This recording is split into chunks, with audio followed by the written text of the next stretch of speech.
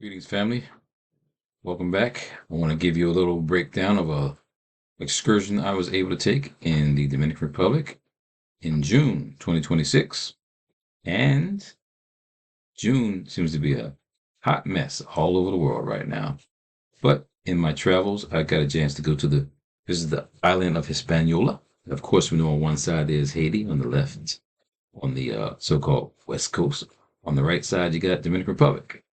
And beautiful people, beautiful land, beautiful history. So it's the second most populous island there, I guess, outside of Cuba in terms of the largeness of the landmass, but the most populous is the island of Hispaniola. So I got a chance to go through the middle part of the island. I got a chance to see places like La Vega, Tenares, Santiago. So stayed where I got a chance to visit the monuments in those areas. So we're going to talk about how self-hatred can be generated by the way history can be portrayed. We're going to talk about how the indoctrination of people can be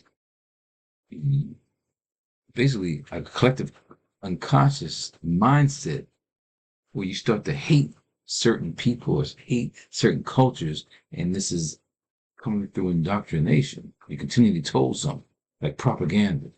So there's a vilification of melanin-dominant people there on that land. We know in 1937 we had this Parsley massacre under the Trujillo regime, where they massacred almost 20,000 black Haitians. What does that? What's in the mindset? Because we can fast forward to say what happened in Palestine, but those people being eradicated and wiped out. What kind of mindset does that? So religion is an effective tool for oppression.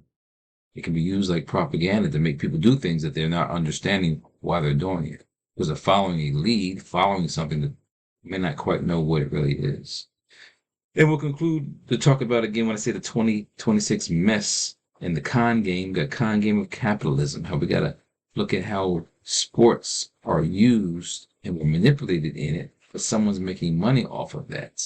So the NBA, National Basketball Association finals, and you got a fourth game where a team lost a 29-point lead in a basketball game.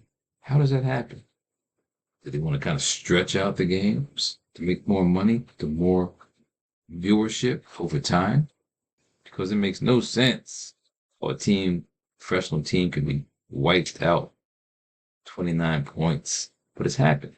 So we fast forward to FIFA, the World Cup. I did a presentation 7 months ago where I said it was going to be a flop. Why?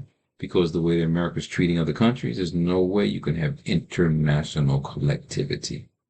And right now we see hotels are going to be impacted. People's finances are impacted. There's no generation of the economic flow that people expected for the hotels, the airlines, the food. But that's going to happen. You shoot yourself in the foot when you act like a butthole. So FIFA is flopping in North America. I'm going to talk about that briefly, but I just want to let you know how it's a con game. We're being manipulated to not know how to protest some of those things. So La Vega used to be a very, very important site there and location and city there in Dominican Republic where it's overlooking the horizon. This place is called the Sanctuary National. It's in Santo Cerro there in La Vega. People will make pilgrimages to come here, walk up this long hill, get to the top, to see this shrine, this cross, this location where they say Christopher Columbus or Cristobal Colon in 1495 took the first Christian cross there in the Caribbean. They did it here. There's a tree planted when it was done. This tree is supposed to represent the type of tree that was planted during that time period. Can't call it propaganda, but it's a message, it's a theme that people will travel miles for pilgrimage to come to this location and honor this cross that was planted as the first time Christendom was being on those people there in the DR. You look at the cross a little bit closer, you see again images of Christ. It says it's 14 right here. That means 14th century, perhaps. But that cross is why this location is supposed to be important.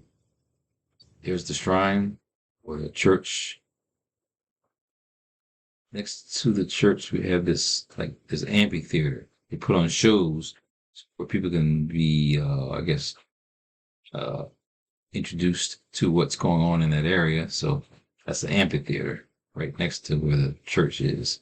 Right behind the church, you have this gigantic cross. That's not the cross that Columbus put in there, because that was actually built, I think, 2012, that one right there. But it's overlooking the city. So what I was told is that the Taino shrines were there first. When Europeans and conquistadors come, they come and they put stuff over top of the people who were originally there, showing conquest. So this cross, if you think about it, it looks almost like the horizon in Rio de Janeiro, Brazil, where you have the Cristo Redentor overlooking the city, and this cross overlooking the city. The mindset of overlooking, overtaking, overcoming the natives of the land. So this was constructed around 2012, but the history here goes way back in terms of the propaganda about the way that religion has been the crux of this white supremacist movement. There on the grounds, all this cross, which is all over the place, but it looks like a Knights Templar cross. Knights Templar. I've got this book called The Templars.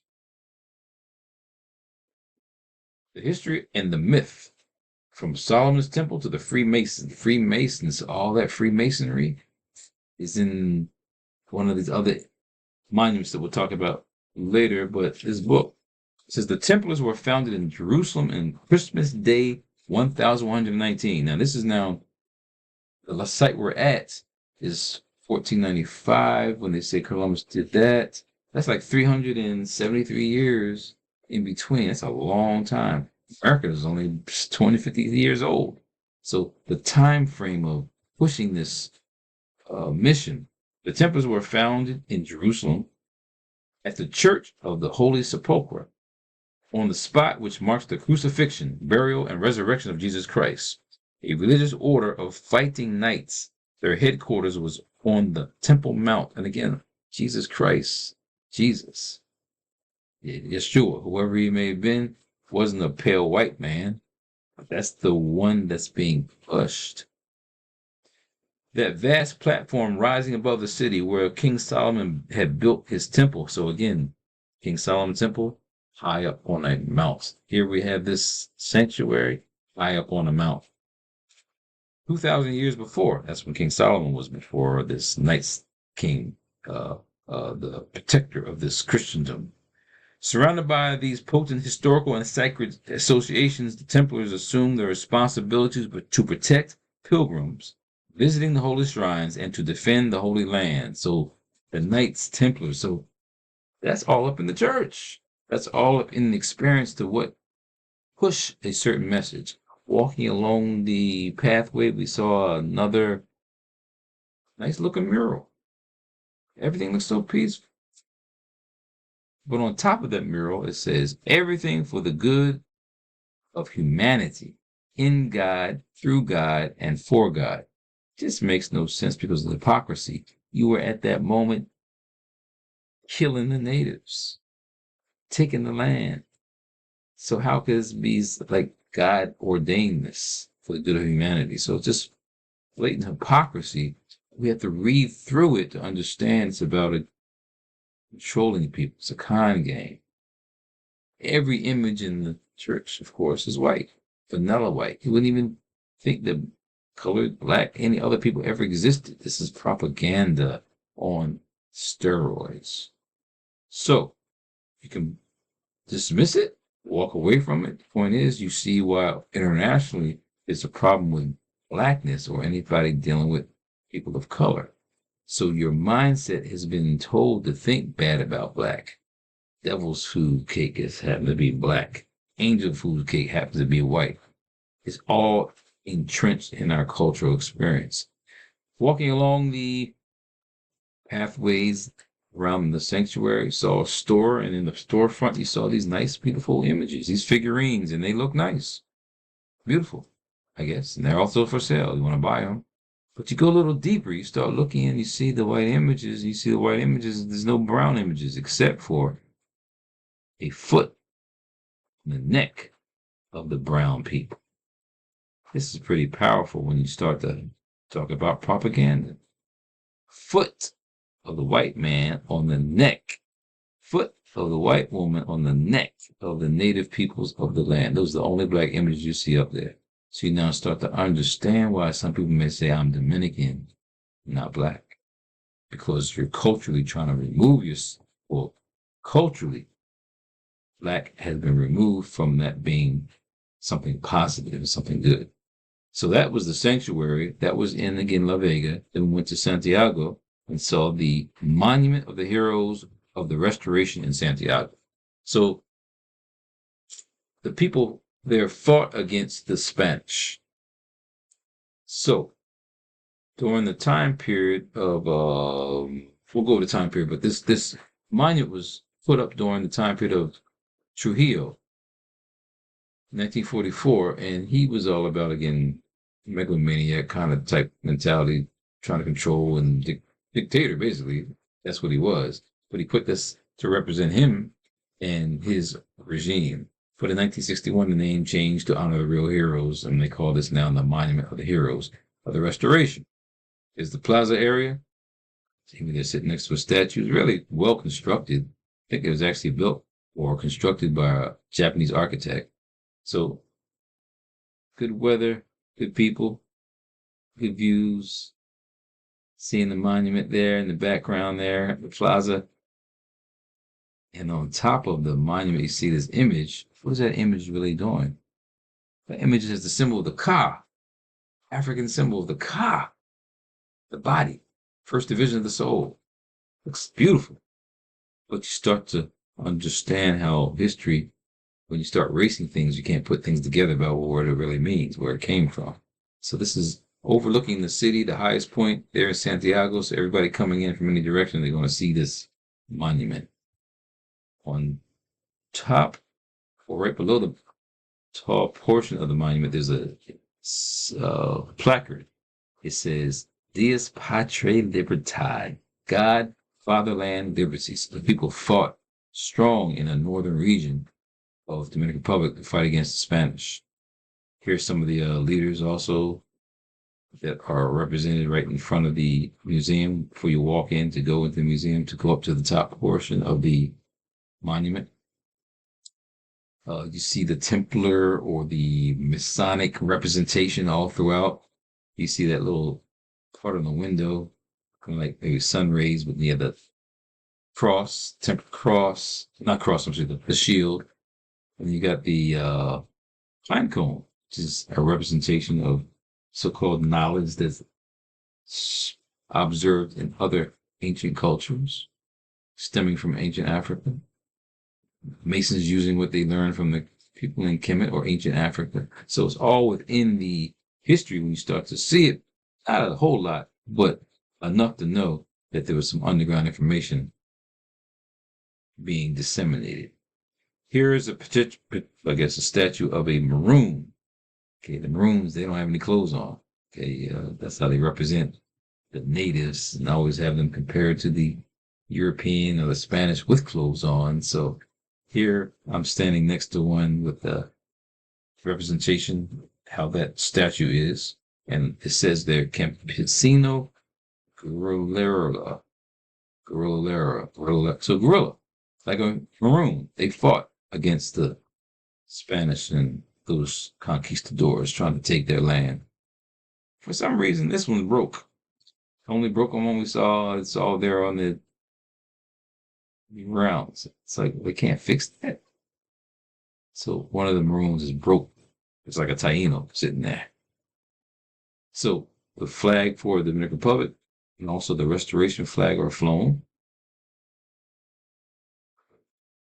So it was good to kind of do this visual reality experience to see how they told the history. And since it's already up high, you're now looking through these goggles and seeing the landscape. They talk about, the history of how that area was used for, I guess, growing tobacco and things, and uh, just great experience that they add to the museum uh, experience. So if you get a chance to go to Santiago, definitely check this out. As you're up there, you're seeing they're building a monorail that makes it easier for people to kind of travel there from different parts of the land. This is high up. You see the city over below, and then you see the little restaurants are all below. So it's a nice place to go visit, eat, uh, visit, see the landscape, and get some history. What's out in front of the pavilion, out in front of the monument, one of the first figures you see is of Gregorio Luperon. Who was that? Yes, a black man who should not be over, what do you say, over, he should be remembered. He should not be overlooked. And so the fact that he's there in the beginning of the monument area shows that he's being recognized. He was born 1839, died 1897. He was born in the area of Puerto Plata. And actually today, the airport is named after him. That's a positive thing. In Santo Domingo, there's an airport named after a black man, Gomez, Jose Gomez. He was a brother who was being very influential in politics. He was supposed to be president. Something happened. Of course, they wanted to wipe out that blackness. And we know that no Latin American countries ever had a black leader. That says a lot. In Colombia, they at least have a black woman vice president, but Latin American countries don't really support that blackness. So he was a leader. He was a Dominican Republic military leader and a politician. So he played a key role in the Restoration War. And so he helped to regain independence after Spain had tried to annex the country in 1861. Well, he received support from his brothers over there in Haiti, brothers and sisters over there in Haiti during the Restoration. And the Restoration was in 1865. Look at the time now, 1865. In America, the Emancipation Proclamation was 1863, so African people were struggling, not as free to fight. Yeah, there was a civil war that went on, but Haitian people were already free. 1804, independence movement. Toussaint Louverture, John Dessalines, all these powerful brothers and sisters said, look, anybody throughout the world want independence, come here and we will assist. Simone Bolivar from the, European side of the Latin American culture went there to also receive some assistance. So Haiti was helping out. 1865 here in the United States is now something called Juneteenth. Why? It was 1865. Some people there in the Texas area didn't know that we were free for 2 years. So Juneteenth is a representation of a time to reflect on people who did not get the information about freedom. So during the time period in America when that's going on, these brothers are fighting over there on the island. Powerful. So Gregorio Luperon, he's definitely someone you should know in history. I put down in the credits below. You can look at the video dealing with him. Out there in the plaza area, they do at least have a poster representing him. You see he's a brother. He represented his mother's side. Mama African, daddy Spanish. Pedro was his dad's name. Pedro somebody. So this guy represented his mother's black side. You see, he's represented as a black father right there. So they recognize him and got a little statue of him there right also in front of the monument. There he is right in front of the monument. As soon as you go into the museum, he's lighter and lighter though. Lighter and lighter. Don't show that blackness. That pigmentation seems to be wiped away. But that's called the con game. That's how it works. There's another brother saw in there who had some pigmentation. He was a politician, Pedro Francisco Bonoye Mejia. He was also involved in the restoration to get the people in the Dominican Republic their freedom and to restore their independence.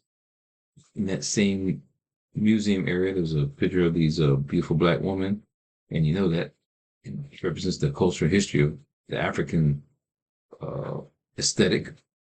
So got a chance to see that, but other than that, you did not see any white, not any black images. So this con game in history, where you wiped us out, is problematic. So, know who Gregorio Luperano is? I have this book called Empires, Crossroads by Carrie Gibson. So that's about the history of the Caribbean from Columbus to the present day. And unfortunately, there's no reference to Luperon in here. That's okay, because he does cover a whole lot of material, all the islands, but how could Luperon be overlooked? Know who Gregorio Luperon? I have a little video down below if someone did a short presentation on knowing who he is. The Knights Templar. Get a chance to read Michael Hagg. It discusses this crusade mentality and going and slashing and dashing. And again, you see the image, see them crosses. The same crosses at that sanctuary in La Vega. Those crosses, that means a lot about who's pushing the message. Come with a sword, making you better believe what I tell you to believe. It's not good in history when you have that kind of message being pushed. So, Olympics. I mentioned the fact that we have FIFA going on in June 2026. We have NBA Finals going on in, you got the hockey, all this Stanley Cup's going on, but all these things are money generating enterprises. If people aren't paying to come see the events, there's no economy there's no flow of money.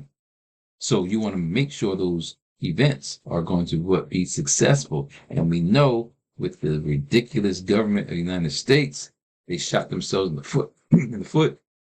People don't want to come to the United States.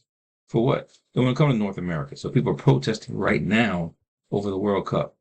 I mentioned the NBA because, again, we had a game that was like the Spurs had a 29-point lead. The worst collapse in the history of the finals. I can't say the word rigged, but they want to stretch those games out so more people will keep watching because you got to generate the revenue. World Cup games. You got motels being built. You got food that's being manufactured. You got flights that need to be purchased.